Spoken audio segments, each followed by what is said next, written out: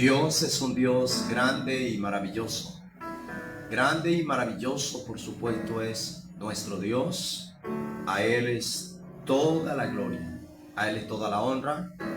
Bien, estamos aquí para darle continuidad a ese estudio exhaustivo del libro de Apocalipsis.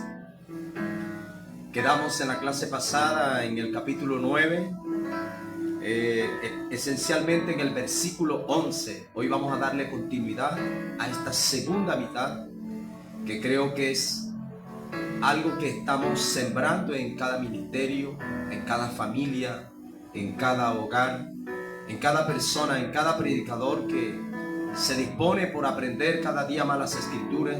Gloria al Señor, y créanos que lo estamos haciendo con todo el buen sentido de la palabra, se puede expresar, para que usted pueda cada día avanzar más en el estudio de las Escrituras, de la palabra del Señor. Quizás te preguntas, o de pronto has leído en Apocalipsis capítulo 1, en el versículo 10. ¿Qué palabra has leído ahí? Lo que tiene que ver cuando dice Juan: he aquí yo estaba en el día del Señor. Ahí, resaltando esa palabra, en el día del Señor, vienes y la relacionas con el capítulo 2 de Joel. La relacionas con segunda de Pedro en el capítulo 3. Te dice lo mismo.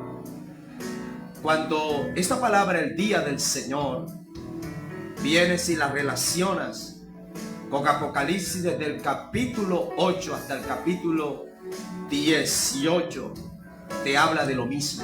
¿Cómo así? El día del Señor teológicamente ha sido interpretada desde una orientación, digamos, que muchos nos han explicado que el día del Señor habla de un día en específico.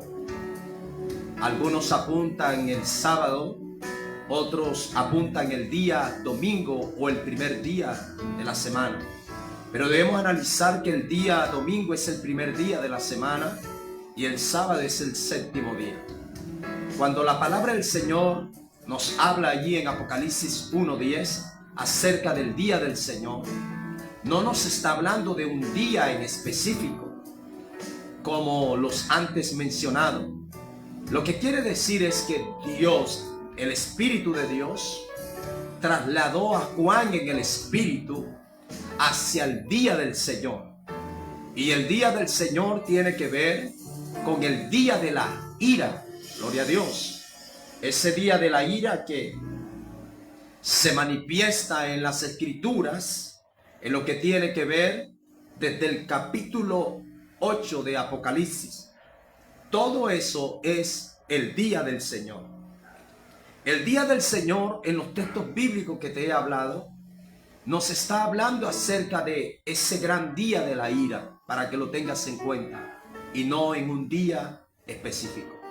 Por eso ahora te invito para que en esta segunda parte, una parte de lo que es aquí en Apocalipsis, que está iniciando ese día del Señor, que es un día de ira, ese día se va a ir intensificando día tras día.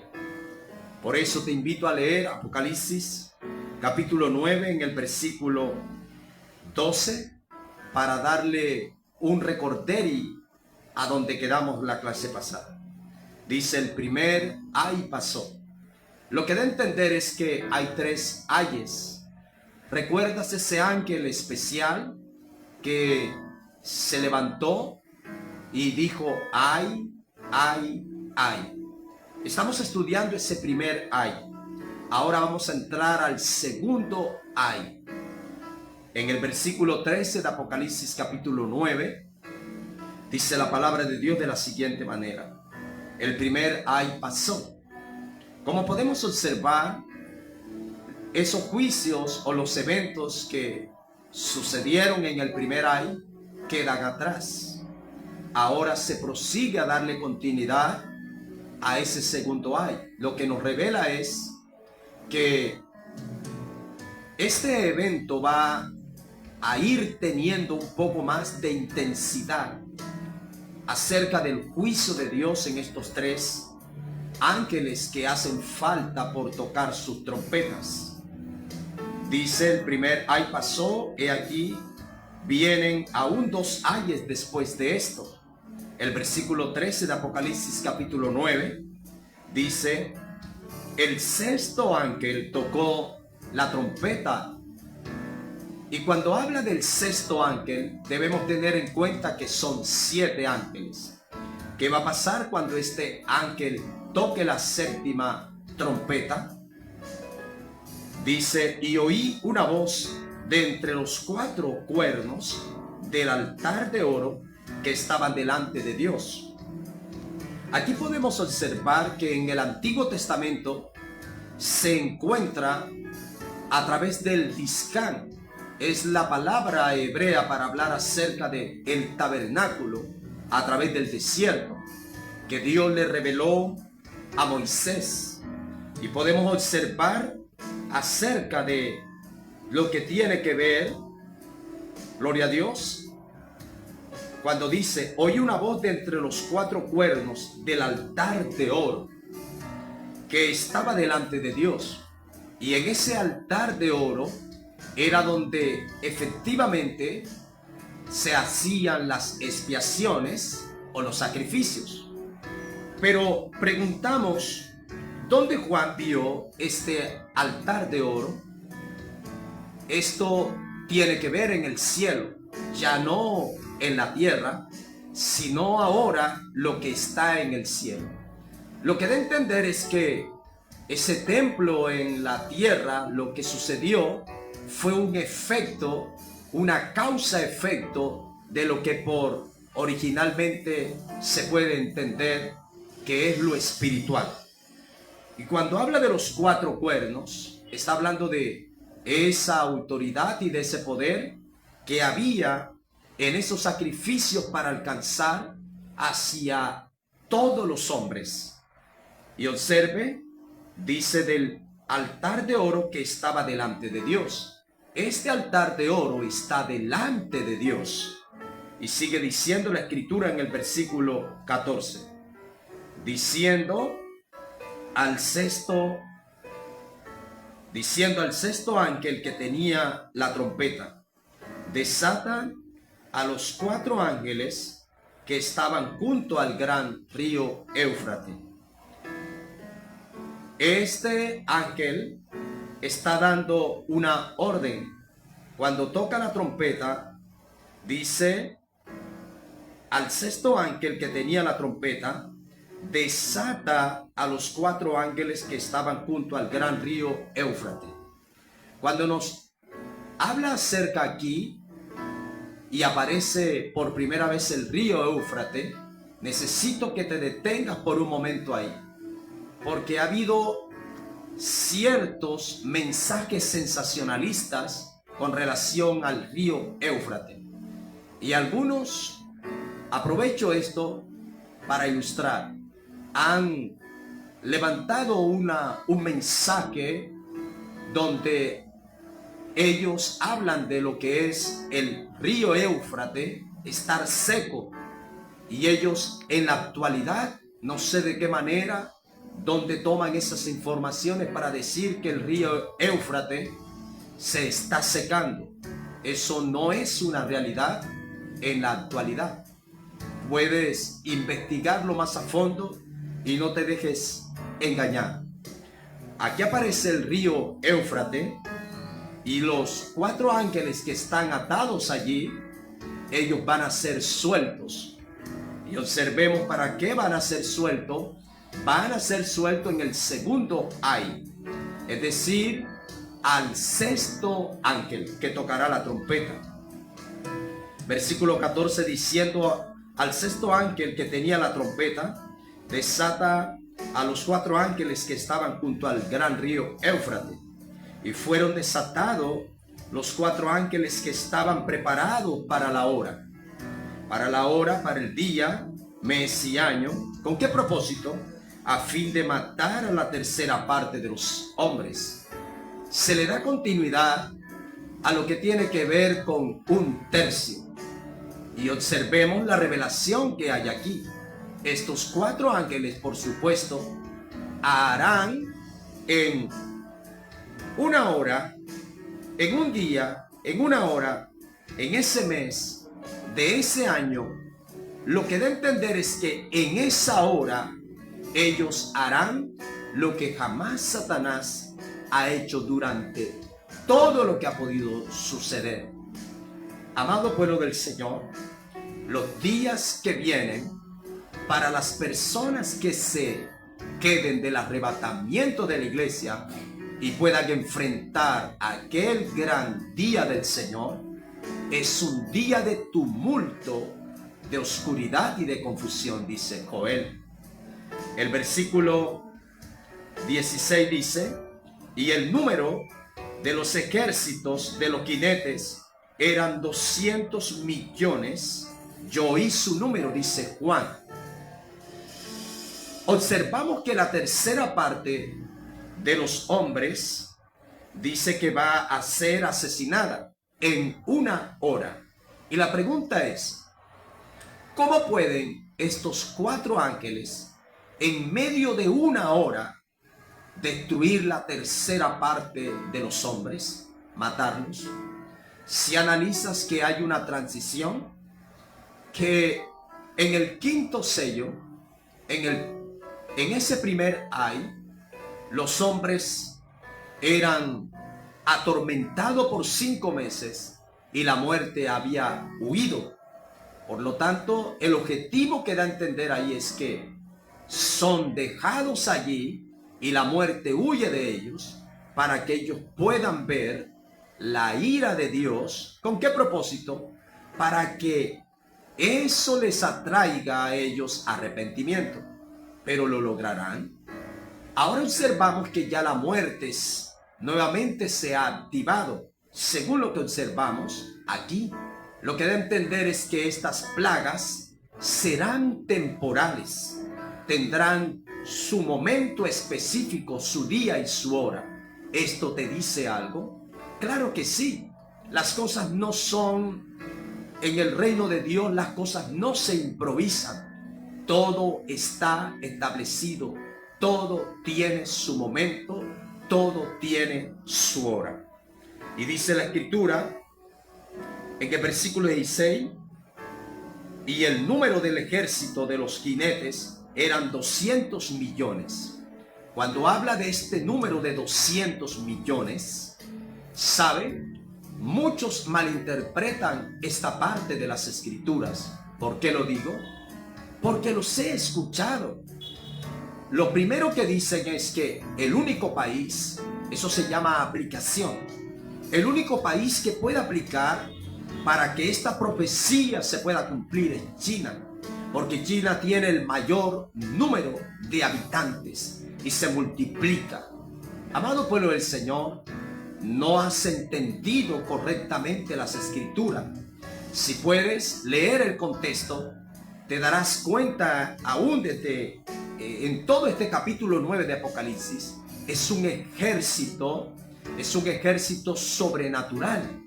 No tiene nada que ver con un ejército humano. Está hablando de un número considerable donde cualquier nación no se halla suficiente para ellos tener que reunir tal cantidad de soldados o de ejército. Y el propósito de este ejército, que tienen que ver como si fueran alienígenas, lo está diciendo en lo que tiene que ver la Escritura, la palabra del Señor, las características físicas de cada uno de ellos, es a nosotros dándonos una enseñanza, todo lo que tiene que ver en contra del hombre. Pero ¿qué persona? Los que no tienen el sello de Dios, los que no tienen el sello del Dios vivo sobre la faz de la tierra en ese día. Así que estos 200 millones, pues dice Juan, 200 millones, yo oí su número. No es un ejército humano, si de alguna manera o alguna forma puedes aplicarlo así, no estaría hablando de China, sino del conjunto de naciones que se unirían en un ejército que totalmente le sirve a Satanás. Pero debemos observar de dónde salen ellos, de abajo del abismo. El versículo 17 dice: así vi en visión los caballos. Observe las características que les dan los caballos y a sus jinetes, hablando de los que los montan, los cuales tenían coraza de fuego. Es un asunto sobrenatural el que vemos aquí, el de estos jinetes de zafiro y de azufre. La pregunta es: ¿de dónde vienen? Vienen del infierno. Por lo tanto, no vienen de una etnia, no vienen de una nación específica sobre la faz de la tierra. Eso es incorrecto.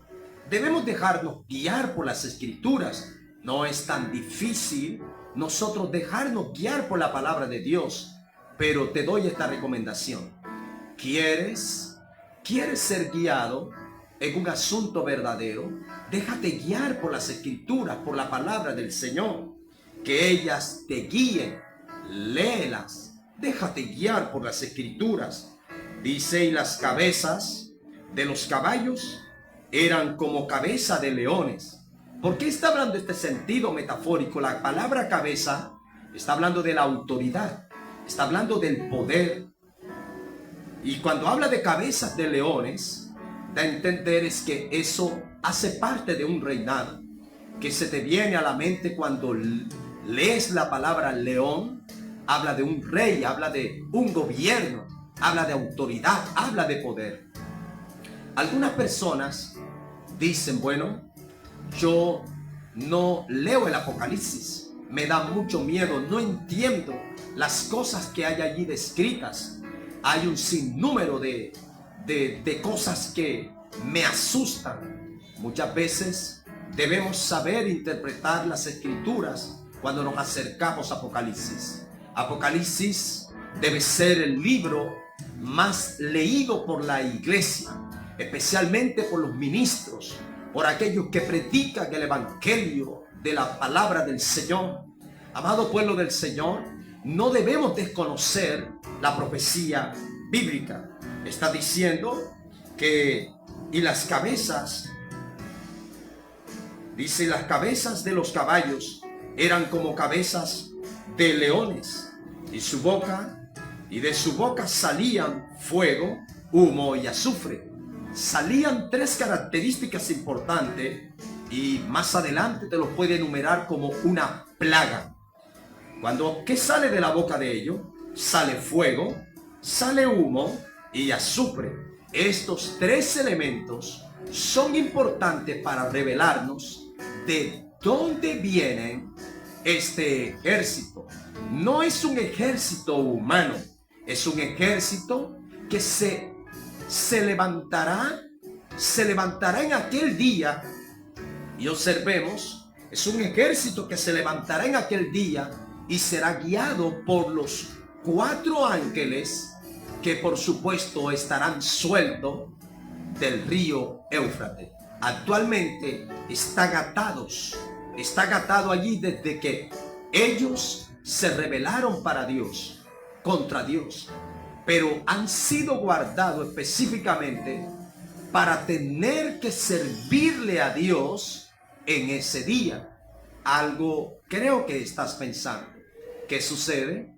Que lo malo que tú ves, lo malo que usted observa que existe, también le sirve a Dios en su momento específico. Lo que da a entender es que Satanás, a quien bien le sirve, él en su característica busca destruirlos, porque él anhela las almas de aquellos que no miran el pacto de Dios.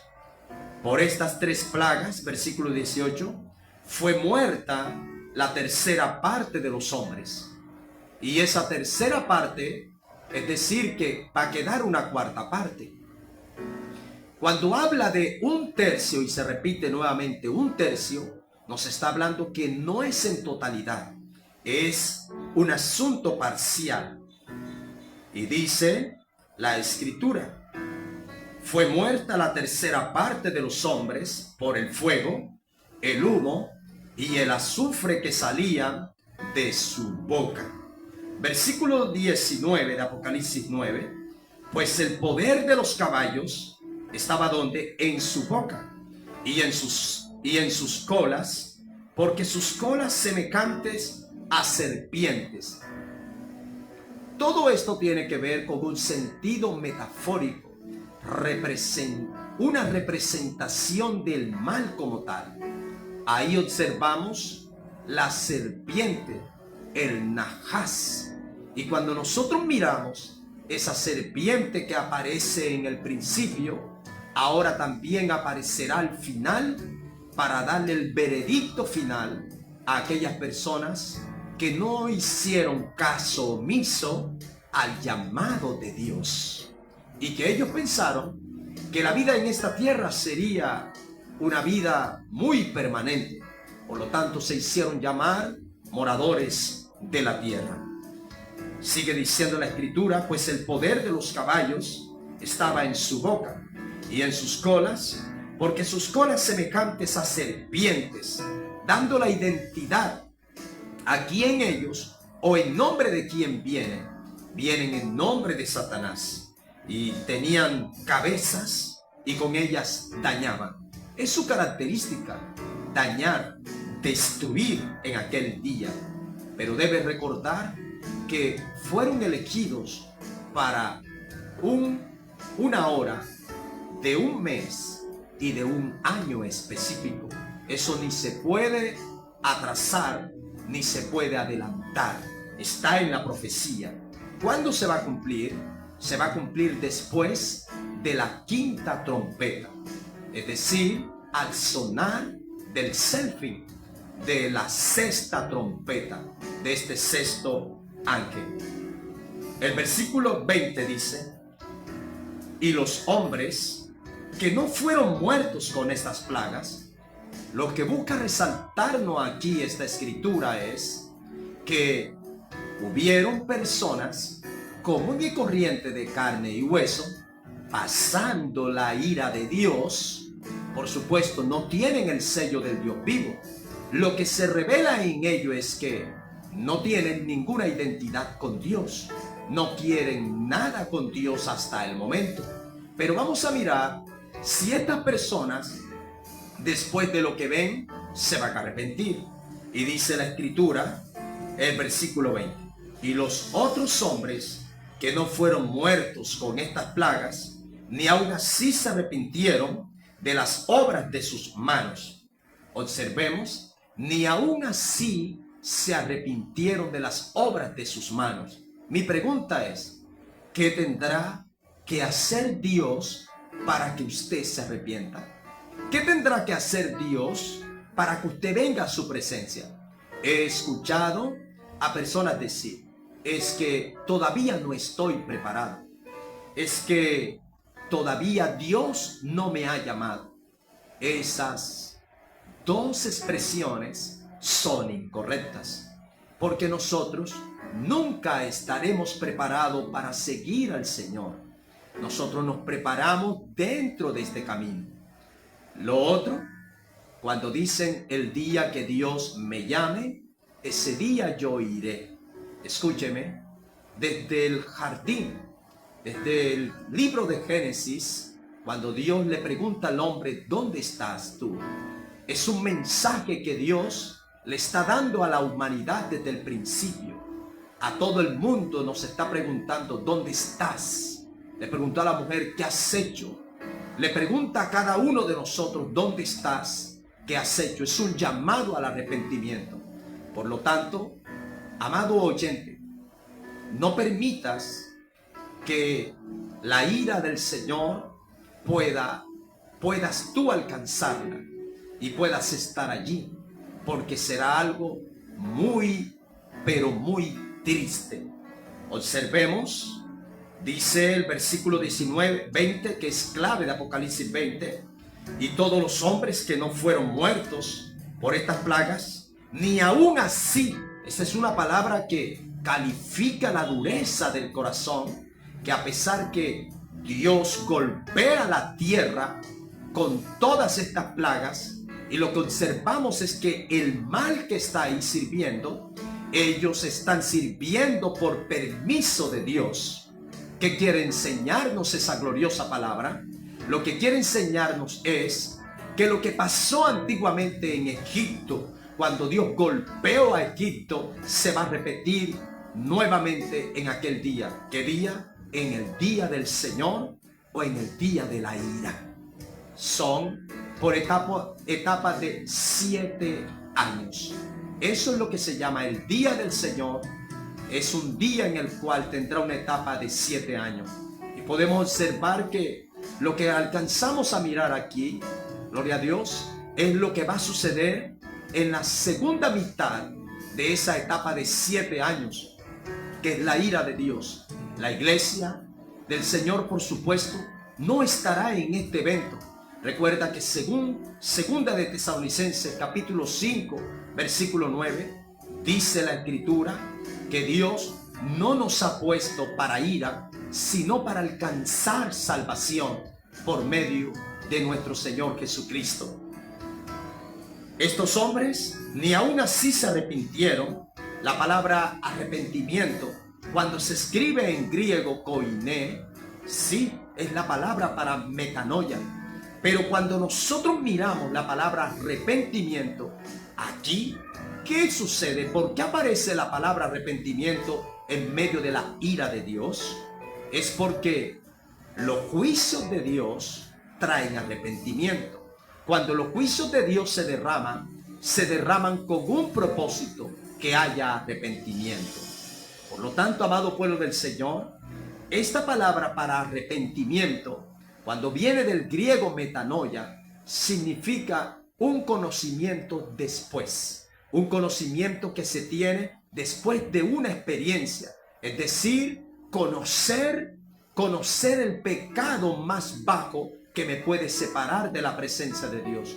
Y después de haber entendido eso, ¿qué más nos queda? Arrepentirnos. Es decir, que hay que reconocer que aquello que nosotros hicimos es malo. Pero ¿eso es lo que estarán haciendo estos hombres? No. Dice que ni aún con estas plagas se arrepintieron. Vamos a observar de qué obras Dios quería que ellos se arrepintieran. Dice la Escritura, ni aún así se arrepintieron de las obras de sus manos, ni dejaron de adorar a los demonios. Cuando habla de adorar a los demonios, nos está hablando específicamente de doctrinas demoníacas. Está hablando de apostasía, está hablando del ocultismo, está hablando de la práctica de la brujería, la práctica de la hechicería.